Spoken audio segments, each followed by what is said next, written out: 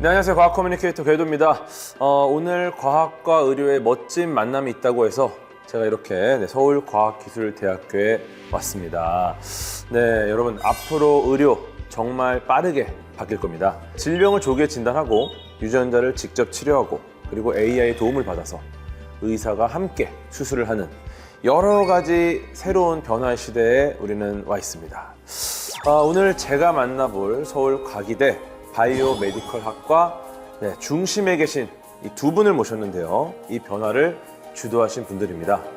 서울과학기술대학교 김동환 총장님, 그리고 한국원자력의학원 이진경 원장님과 함께 오늘 재미있는 주제를 다뤄보도록 하겠습니다. 안녕하세요. 안녕하십니까. 네, 우리 총장님부터 한번 자기소개를 부탁드리겠습니다. 안녕하십니까. 서울과학기술대학교 김동환 총장입니다. 안녕하세요. 한국원자력의학원 이진경 원장입니다. 반갑습니다. 총장님께서 직접 이렇게 촬영에 참여하시는 건 쉽지 않은데 약간 이 인생의 여정에서 좀 이런 경험이 많으셨나요? 제가 총장 된 지가 2년쯤 됐는데 네네. 저를 자꾸 방송에 들여보내는 바람에 이렇게 나름 좀 익숙해진 것 같습니다. 네. 어떠셨어요? 지금 어쩌면 이 공학자신 거잖아요. 그럼 어떻게 이 사람 중심의 어떤 기술을 고민해 오신 건지 여기까지 오신 건지 좀 궁금합니다. 제가 평생 동안 공학자의 길을 걸어왔는데요. 그 당시 소위 약간의 기름도 손에 묻히고 또 어쩌면 유니폼을 입는 것이 공학자의 길이라 생각해서 그 길을 가는 것에 대해서 자부심도 컸었어요. 그래도 대학에 계속 있었던 이유 중에 하나는 우리 젊은 미래를 보기 시작했던 거예요. 젊은 학생들의 미래가 우리가 무엇을 가리키느냐에 따라서 그 학생들이 달라지는 걸 느꼈고 그때부터 교육자 길도 나쁘지 않았겠다. 원자력병원에서 인턴 레지던트부터 전문의까지 계속 수련을 원자력병원에서 했고요. 그동안에 이제 33년 동안 같은 기관에서 일을 하면서 여러 가지 다양한 기회가 주어지더라고요. 원자력병원이 피폭 환자를 치료하는 기능이 있는데 그 피폭 환자를 잘 치료하기 위해서는 어느 정도 피폭이 됐는지 그 선량을 정확하게 평가해야 되는 것이 가장 중요하고 시작점이거든요. 저는 이것이 의료에 반드시 필요한 과학기술이다 이렇게 생각을 했기 때문에 문헌을 찾고 이제 한국에서의 데이터를 모으고 해서 그 염색제 검사 과정을 표준화하고 또 이 표준화된 과정을 인증받기 위해서 ISO 15189 인증을 획득하고 또 이것들을 다 종합을 해서 피폭 환자들을 어떻게 하면 안전하게 관리할 수 있을지 정책 개발에도 기여를 했습니다. 오늘 가장 중요한 점입니다. 이 공학과 의학, 그죠? 이 두 가지가 왜 만나야 했을까? 이거에 대한 질문을 좀 총장님께 드리겠습니다. 왜 만나야 했을까요? 결국 우리 공학자 입장에서 보면 우리 인간의 문제를 다룰 수 있는 생명공학이나 의학에 대한 지식이 없이는 아무리 우리가 좋은 제품을 만들어도 그것이 지속 가능성과 사용성이 떨어질 수밖에 없다는 생각을 해봤었죠. 공학이 접목되면 훨씬 더 시술이나 수술이 좋아지는 부분도 있을 것 같고 그런 말씀을 의사 선생님이 말씀을 계속 주셨거든요. 네. 또 공학 중심 대학의 입장에서 보면 의학에 대한 접속이 좀 필요했던 참에 또 너무도 아주 저는 운이 좋았던 것이 우리 이진경 원장님 만나 뵀었고 그도 굉장히 오픈된 마음을 열어주셨고 의학원하고 같이 결합하면 좋겠다 싶어서 본격적으로 시작이 된 거죠. 뭐 한 가지 예를 말씀을 드리면 네. 코로나 팬데믹 때 초기에 많이 이제 사회적인 공포감이 있었지 않습니까? 그렇죠. 원자력병원에서 코로나 확진자들을 입원시켜가지고 치료를 하는데 병실에 들어가서 혈압을 재고 체온을 재고 하는 것도 접촉이라서 간호사들이 들어가는 것보다는 이제 비접촉으로 그런 이제 바이탈 사인을 체크하는 것이 필요한 그런 시기였어요. 그렇죠. 서울과기대에서 어떤 교수님 한 분이 그 이제 병실에 누워 있으면 이마 쪽에 이렇게 센서를 대가지고 체온을 재는 것을 발명을 하셨는데 그거를 한번 써볼 수 있겠나 이런 제안을 하셨죠. 적외선 체온계랑 비슷한 원리인 그런 거죠? 네네. 그런데 결과적으로는 잘 효과는 없더라고요. 왜냐하면 환자들이 가만히 누워있질 않아요. 그쵸. 자꾸 움직이니까 뭐 그렇게 크게 도움은 안 되는데 그래도 그런 게 하나의 예라고 생각이 돼요. 그래서 이런 것들이 정말 공학 발달이 의료에는 정말 필요하다 이런 생각을 여러 의료진들이 갖게 됐습니다. 그래서 이제 아마 서로의 필요에 의한 네, 그 만남이 이렇게 시작되지 않았나 라는 생각이 좀 드네요. 네, 좋습니다. 공학과 의학 이렇게 결합을 한다. 그러면 이제 앞으로 어떤 미래가 펼쳐질지가 궁금합니다. 첨단 기술이 이제 완전하게 인체 또는 뭐 임상에 관련 데까지 직접 들어가기 시작하면 뭐 더더구나 지금 AI 때문에 생각지 못한 일이 막 결과가 나오지 않습니까? 네네네. 구체적으로 뭘 할 건지는 지금도 판단하기 어렵지만 사회적 리드가 분명히 있다는 건 분명한 건 사실이고 거기에 어떤 어프로치를 할 거냐는 우리가 고민할 부분이 있죠. 같이 고민할 부분이죠. AI가 들어오면서 또 폭발적으로 그 앞에 미래가 더 빨라지는 그런 느낌을 갖고 있습니다. 저는. 그래서 지금 준비를 해야 되죠. 이제. 융합에 대한 이야기는 계속 나왔었는데 실제로 구체적인 융합이 이루어지긴 좀 어려웠다.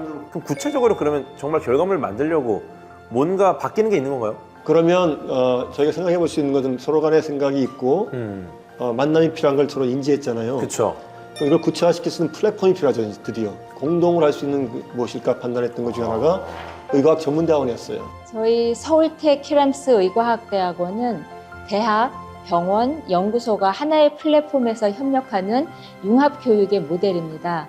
방사선 의학을 기반으로 기초연구부터 신약개발까지 분자영상, 정밀치료까지 이어지는 교육 생태계를 구축하고 있습니다. 임상과 연구 실습을 통합 커리큘럼으로 운영을 하고 있고 학생들이 문제 발견부터 해결, 검증까지 연구의 전 과정을 경험할 수 있는 환경을 제공하고 있습니다. 그 의과학 전문대학원을 저를 개설하면 우리 그 강의할 강사분들도 의학원에서 오시고 저희 교수님도 참여하시고 이렇게 해서 같이 공동으로 운영하고 연구와 교육을 같이 하자는 입장으로 이 플랫폼을 만든 것이 바로 작년에 시작했고 올해 학생을 모집을 했죠. 실제로 작년에 서울과기대에서 모집했던 학위생들 네. 지금 원자력 의학원에 와서 연구원으로 같이 일을 하고 있고요. 이제 병원 데이터를 다루면서 뭐 사실 처음에는 의학 용어부터 잘 이해를 못해서 그거부터 이제 시작을 했고 그쵸, 이제는 그쵸. 이제 자유롭게 커뮤니케이션이 가능한 수준까지 왔기 때문에 그 데이터를 보면서 어떻게 좀 더 이제 진료에서 활용할 수 있는 AI를 개발할 수 있을지 어떤 데이터를 어떻게 수집을 해야 AI 개발에 더 도움이 될지 그런 것들을 지금 같이 공동 연구를 하고 있습니다. 의과학 전문 대학원이 등장을 해서 본격적으로 구체적인 인재를 양성하겠다. 그렇죠. 이제 여기서 배우는 학생들은 실제 의학과 공학적인 지식을 같이 배우게 되겠네요. 바이오메디컬 학과의 교육의 3개 축을 말씀드려보면 첫 번째는 혁신 신약 개발입니다. 시스템 분야에서 할 수 있는 것이 바이오 시스템 쪽이 될 수 있겠고요. 헬스케어에 관련된 디지털 헬스 쪽이 아마 교육의 3개 축이라고 볼 수 있습니다.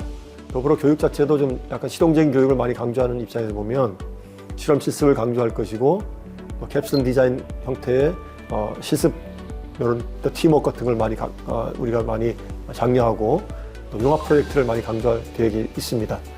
단순하게 이론 중심이 아니라 바로 옆에 있는 한국 원자력 의학원 같이 공동 운영을 통해서 현장에서 직접 병원에서 이루어지는 모든 기술들을 직접 체험할 수 있는 그런 교육 프로그램을 개발하려고 준비하고 있고 공학 기반의 장점이다 보니까 저희 대학이 갖고 있는 의료기기, 센서, 바이오, 디지털, 전자 시스템, AI 이런 내용들을 전부 같이 교육할 수 있는 그런 내용이 되겠습니다. 올해 지금 입학 경쟁률 45대 1까지 올라갔거든요. 오, 45대 1이요? 과기대에서 최고의 입학 경쟁률을 보인 학과가 됐습니다. 신설학임에도 불구하고 그 역시 우리 젊은 학생들의 느낌이 벌써 다른 거죠. 저는 이제 총장님 말씀하신 것 중에 굉장히 좀 감명 깊었던 게 뭐냐. 두 기관이 이제 아예 과를 새로 만들어낸 거니까 대학원 과정을 만들고 이거는 정말 절실한 느낌? 네. 의과학만을 아예 파겠다. 그러니까 어떤 대학의 과가 만들어지는 게 아니라 이 의과학이라는 분야 자체를 아예 중심을 잡겠다. 이런 느낌이 들어서 저는 조금 더 기대가 되는 게 좀 있습니다. 서울과기대와 한국원자력의학원 이제 함께 이제 인재를 양성할 겁니다. 네, 총장님이 보시는 이 훌륭한 인재, 나의 제자들은 이럴 것이다. 어떤 형태입니까? 헬스케어든 의학 관련된 산업이든 간에 결국 실용 기반의 융합형 인재들을 양성하는 것이 큰 목적이라고 볼 수 있겠습니다. 네, 원장님께서 생각하신 인재도 있을 것 같은데요. 저는 이렇게 생각해요. 이제 보통 융합을 얘기할 때 그러면은 그런 융합된 분야를 공부하고 나면 어떤 자격증을 가지게 되느냐. 근데 저는 그거보다도 어떤 일을 하게 되느냐, 그리고 어떤 사람이 되느냐 하는 게 더 중요하지 않을까 하는 생각을 해보는데요. 내가 어떤 자격증을 갖고 어떤 일을 하면서 페이를 얼마나 받는 사람이 될 수 있나 그런 거를 생각하기보다는 앞으로 내가 공부하게 될 학문을 바탕으로 인간에게 어떤 도움을 줄 수 있는 사람이 될 수 있을까 하는 거를 고민하는 인재가 만들어졌으면 좋겠어요. 그래서 저희는 그 사람을 더 생각하고 사람에게 도움이 될 수 있는 그런 인재를 교육하고 싶은 꿈이 있습니다. 어쩌면 좀 과학의 본질이랑 닿아 있네요. 사실 과학기술이라는 게 이 검증을 받았다 해서 안주할 수 있는 건 아니거든요. 네, 왜냐면 내가 노벨상 받았다? 이제 나는 연구 안 해도 되겠네? 이런 노벨상 수상자 아무도 없을 겁니다. 과학자들은 어쨌든 인류의 행복을 위해서 계속 달리잖아요. 그러면 결국은 어떤 자격증보다 필요한 건 끝까지 달릴 수 있는 그 마음. 결과물이 중요한 건데, 그럼 어떤 자격을 주는 것보다 훨씬 중요한 게 그 사람이 인류에게 어떤 공헌을 할 것인가. 두 분도 이제 공헌을 하시는 거잖아요. 그러니까 아까 원장님 말씀하신 것처럼 과학자는 자격증 가진 사람이 아니잖아요. 특정 자격증에 치우치지 않고 하고 싶은 일을 할 수 있는 그런 꿈들을 키울 수 있는 것들이 앞으로 젊은 사람들한테 우리가 줘야 될 숙제가 아닌가 싶기도 합니다. 또 그 순수과학이 언제 어디서 응용이 될지 모르니까. 맞아요. 사실 미래에 자격증이 그렇게 중요해질까라는 생각도 있긴 있습니다. 내가 자격증이 몇 개가 있어요. 근데 자격증이 하나도 없이도 엄청난 성과를 내는 사람이 있으면 이제는 그 사람을 쓸 것 같아요. 의과학자는 어쨌든 의학과 공학을 기반으로 연결한 무언가를 만들어내니까 이것이 쓰이는 곳이 결국은 공학 쪽에도 쓰이고 의학 쪽에도 쓰이는 거예요. 그러면 굉장히 좋은 무언가가 만들어지고 어떤 기준을 만들고 결과물이 나오면 이게 훨씬 더 많은 부가가치를 만들 수 있을 것이다. 네.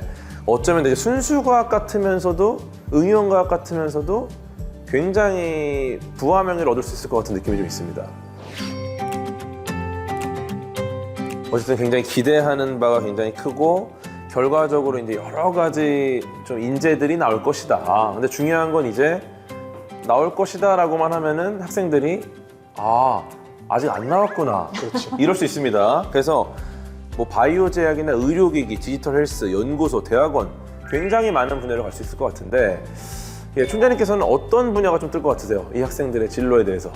당연히 헬스케어 분야 뜰 거라고 판단되거든요. 노인들은 노인 대화할 수 있는 상대로 로봇이 필요할 수도 있으면 그 헬스케어에 들어갈 수도 있는 것이고 또 자기 심박 측정도 가능할 것이고 원격에 자기 몸에 검사해 주는 것도 가능할 것이고 반도체 이후에 무슨 사람이 뜰 것인가 저는 반드시 헬스케어 사람이 뜬다고 좀 판단하는 입장이거든요. 지금 벌써 오고 있잖아요. 그렇죠. 그럼 이 인력들을 지금 길러내지 않으면 대한민국이 바이오 메디칼 분야에 주류를 차지하기 힘들 수도 있겠다. 지금 미국이나 중국은 벌써 광대한 자금과 엄청난 인력으로 좀 국가적으로 지원을 하고 있는데 우리는 아직까지 준비가 덜 되고 있죠. 아직까지는 가보는 과정에서 힘든 것도 있겠지만 우리 젊은 미래 우리 후세를 위해서 한다고 좀 생각하는 거거든요. 우리 당대에서는 우리가 할 수 있는 길은 길을 열어주는 역할이 우리 역할이라면 그 꽃을 피우는 세대는 젊은 세대일 것이고 그들한테 희망을 줘야겠다.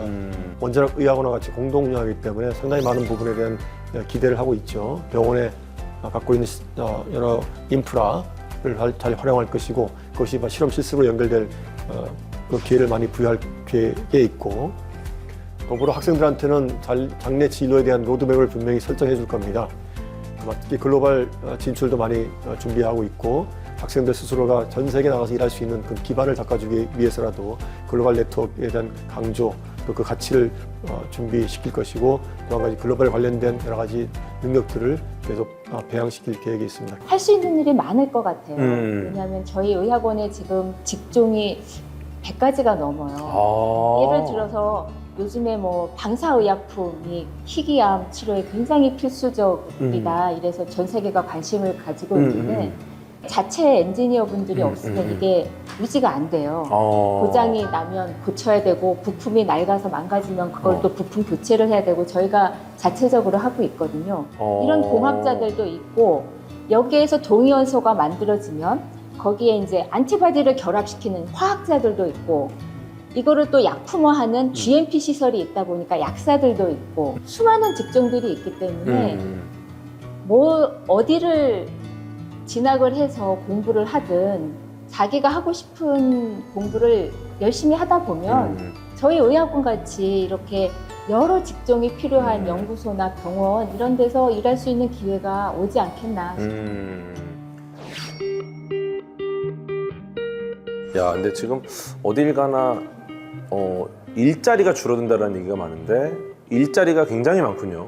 많습니다. 예, 일단 인재가 되기만 하면 네. 열려 있다. 네. 아, 좋습니다. 정말 다양한 곳으로 갈 수 있을 것 같고요. 어쩌면 이 두 기관이 모인 것 자체가 우리가 이제 늘상 수십 년간 이야기하던 산학협력 이것을 뛰어넘어서 미래 의료의 방향을 이야기할 수 있는 좀 좋은 출발점이 아닌가 네, 이런 생각이 드는데요. 그럼 이제 두 분께 한번 여쭤보겠습니다. 대한민국의 의과학자가 필요한 이유가 뭡니까? 산업이 요청하고 있어요. 미래 산업이 아주 짧은 가까운 미래 산업이 요청하고 있어요. 네네. 이 준비를 지금 해야 됩니다. 요청이 있다. 요청. 왜 요청을 하는 거죠? 산업이 글로 가고 있으니까요. 네, 원장님 의견 어떻습니다?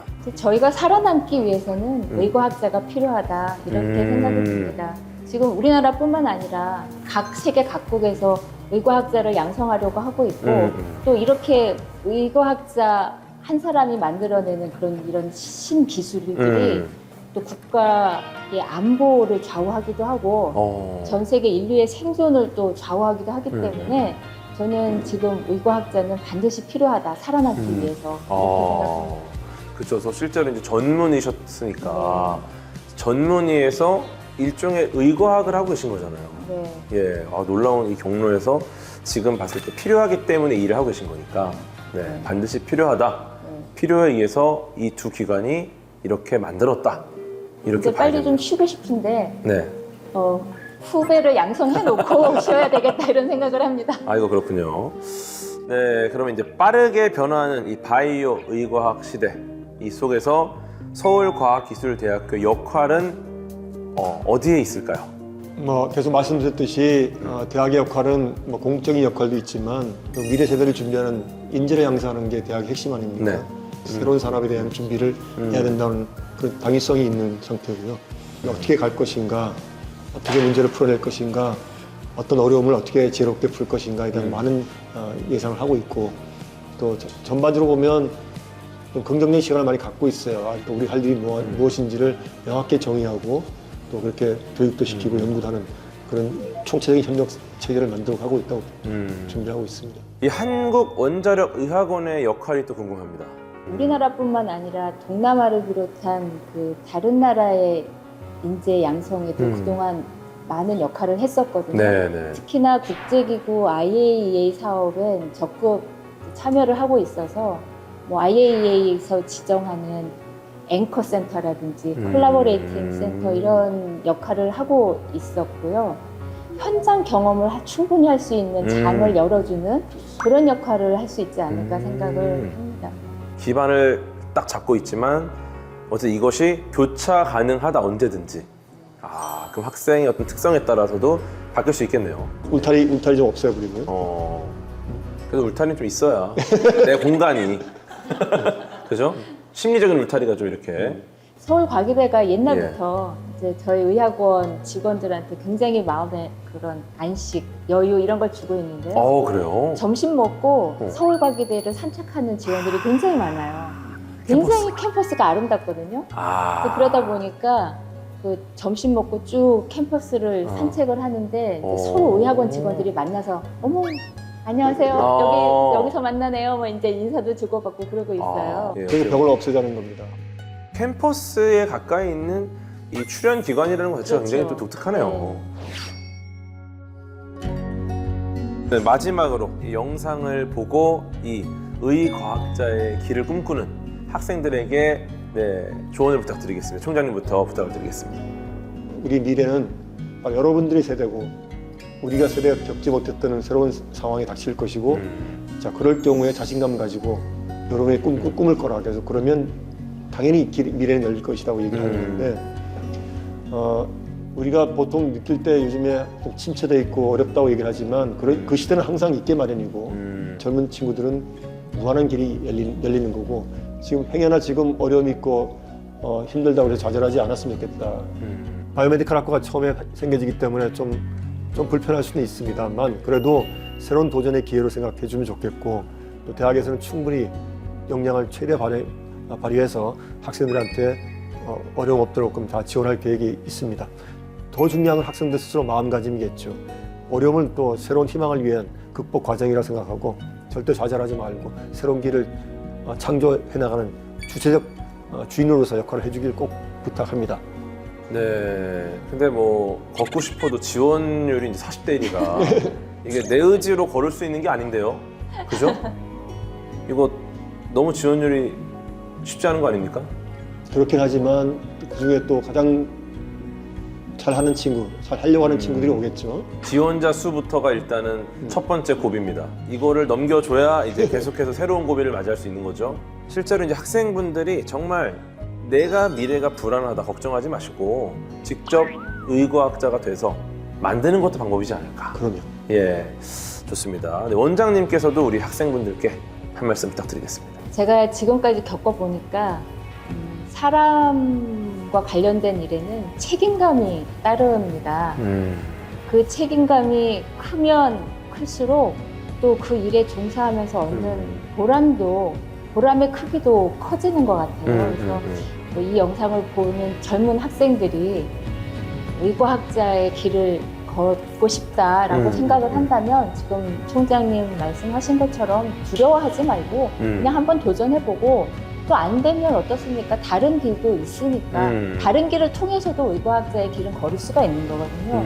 그래서 한번 도전해보시고 그 책임감은 크지만 보람이 큰 그런 의과학자의 길을 걸어보시면 좋겠다 하는 말씀을 드립니다. 물론 책임이 따릅니다만 그런 책임을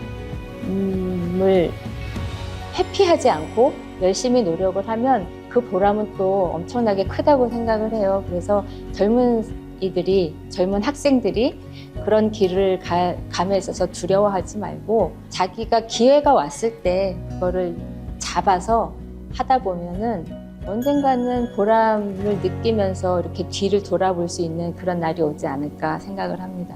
네, 어쩌면 우리 총장님과 원장님 두 분을 모시고 서울과학기술대학교와 한국원자력의학원 이 두 기관이 융합으로 만들어낸 어떤 새로운 미래에 대한 얘기를 나눠봤습니다. 의과학 분야라는 게 사실 새로운 분야는 아닙니다. 하지만 이 의과학 분야라는 것에서 새로운 융합이 일어났다는 것은 어쩌면 의과학이라는 영역 자체가 훨씬 더 다양해지고 넓어지는 게 아닌가 좀 이런 생각이 드는데 이 의과학이라는 분야가 미래는 훨씬 더 넓어지고 다양한 우리 인류를 이롭게 하는 그런 분야가 되기를 소망하면서 지금까지 서울과학기술대학교에서 과학 커뮤니케이터 궤도였습니다. 고맙습니다.